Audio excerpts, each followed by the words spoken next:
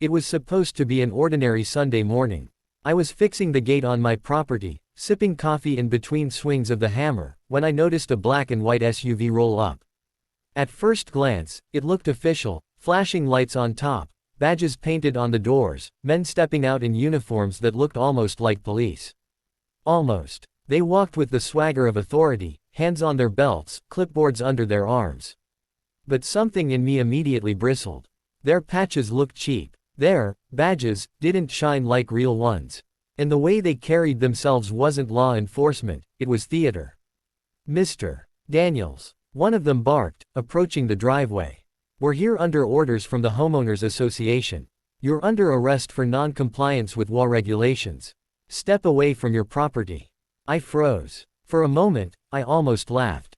Arrest? For what? Because my fence was 1 foot too high. Because my truck was parked facing the street. It was absurd, but their tone wasn't playful. These men were serious. My wife, Emily, came running out of the house, holding our little girl's hand.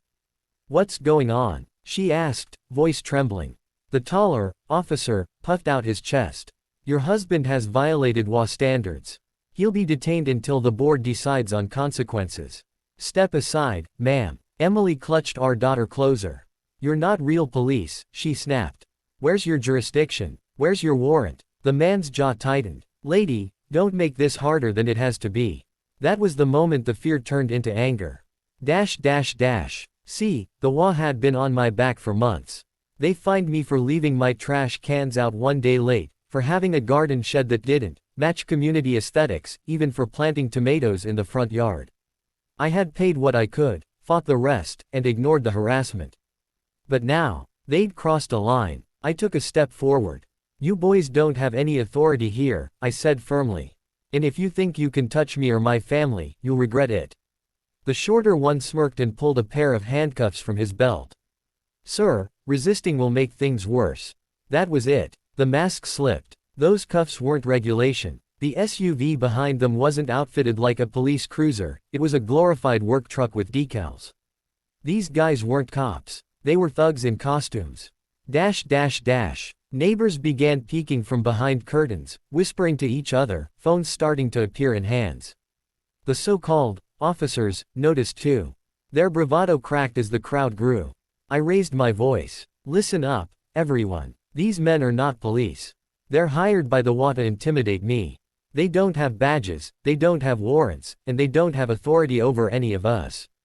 Murmurs rippled through the street. Cameras zoomed in. The taller man shifted nervously, sweat forming at his temple. Emily pulled out her phone and dialed the sheriff's office. Loud enough for everyone to hear, she said, "Yes, I'd like to report impersonating police officers. They're on Oak Ridge Lane right now." The reaction was instant. The fake cops panicked. One tried to grab my arm, but I shoved him back, my voice booming, "Touch me again and you'll spend the night in jail for assault." Neighbors began stepping out of their homes, men, women, even teenagers, forming a wall between us and the imposters. Someone yelled, "We're recording everything." Another shouted, "Real cops are on their way." The fake enforcers looked at each other, realizing the trap they had walked into. Their plan to scare me had backfired, now the whole neighborhood saw the truth. They bolted for their SUV.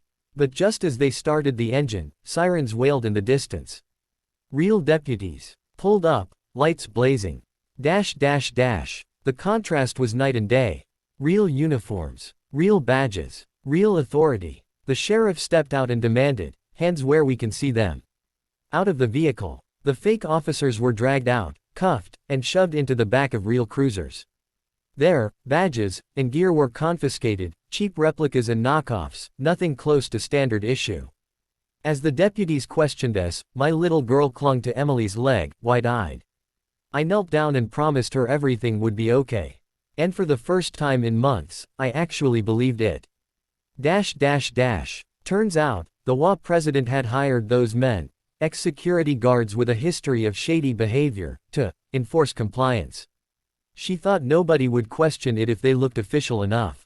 But impersonating officers, that's a felony. She ended up resigning after facing charges of conspiracy and harassment. The WA board fractured, neighbors began to demand change, and for once, the community united not against each other, but against the corruption that had been ruling us. That night, Emily and I sat on the porch, watching our daughter chase fireflies in the yard.